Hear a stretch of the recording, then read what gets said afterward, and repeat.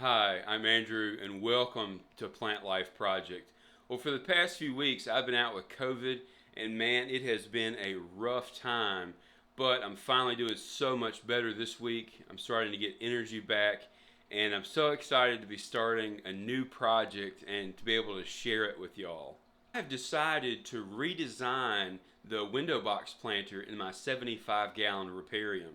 All the plants are doing great, as you can see behind me, but I want to add some more colorful foliage and a variety of leaf textures. And I'm also going to be making some changes to the substrate in the planter box, which I hope will give me a more long-term nutrient bank for the plants. Well, the biggest change that I'm making to the substrate is that I'm adding a 1-inch dirt layer to the bottom of the planter box. Now, this new planter box that I'm using has no holes in the bottom, which is critical because that dirt layer needs to be sequestered from the water column.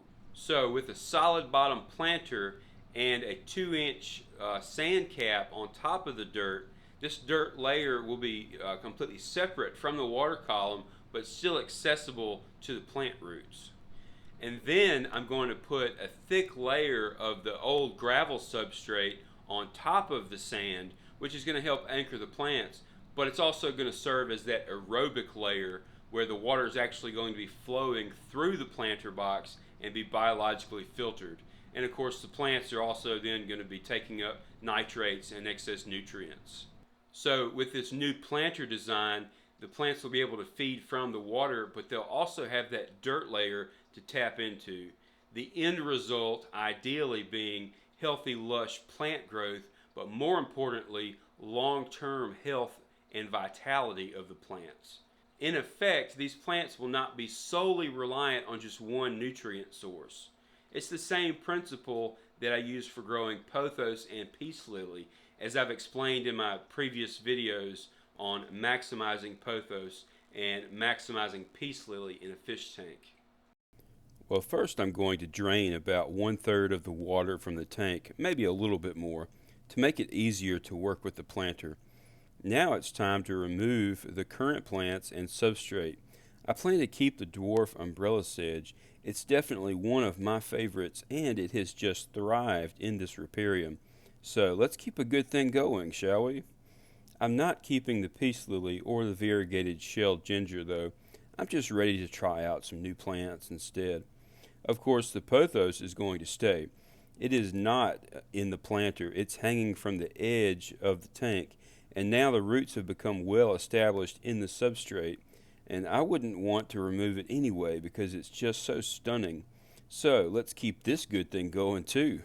Well, now let's remove the substrate. I'm keeping about half of it to use as a top layer, and I can use the rest of it in another tank or out in the greenhouse.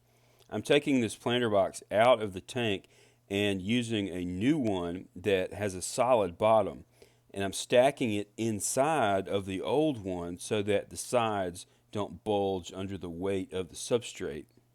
Now I add the 1-inch dirt layer.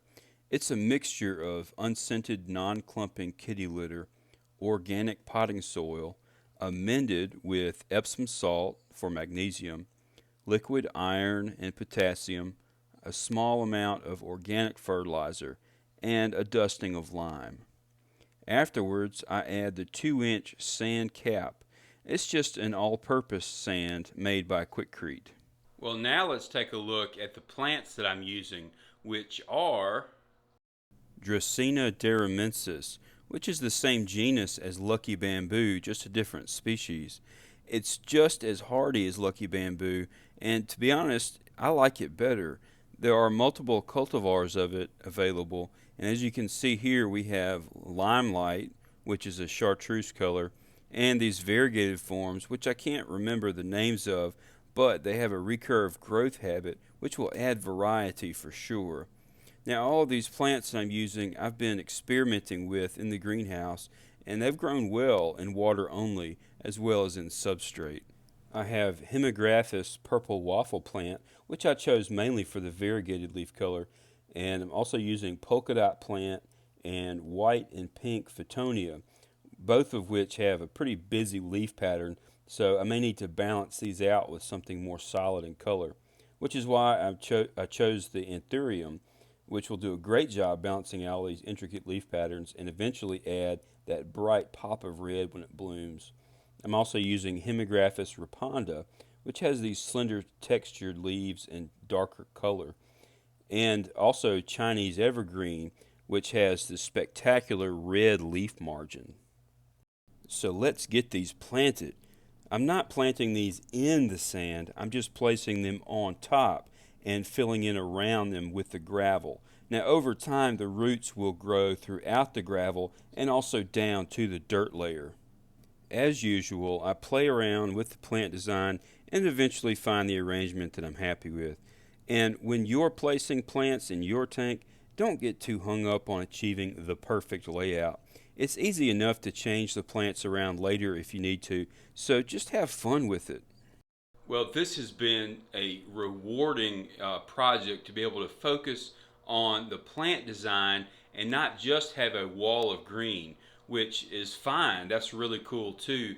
But I really wanted to show you with this project the variety of plants that are available to grow out of your fish tank. This world of riparium plants stretches far beyond just pothos and peace lily, which to me is really just the starting point. And if that's as far as you ever get, that's great. But if you want to go deeper, then this world will continue to open before you. Well, if you know one person that you think would love this content, please share this video with them, and hopefully we can inspire them to grow houseplants in their fish tank. Well, thank you for joining me today. I hope that you will be inspired to create your own living system that you can enjoy and learn from as time goes on. Well, please hit that like button if you've enjoyed this video today, and hit that subscribe button to join the Plant Life family, and we will have fun learning and creating together. Well, until next time, remember, it's all about the plants.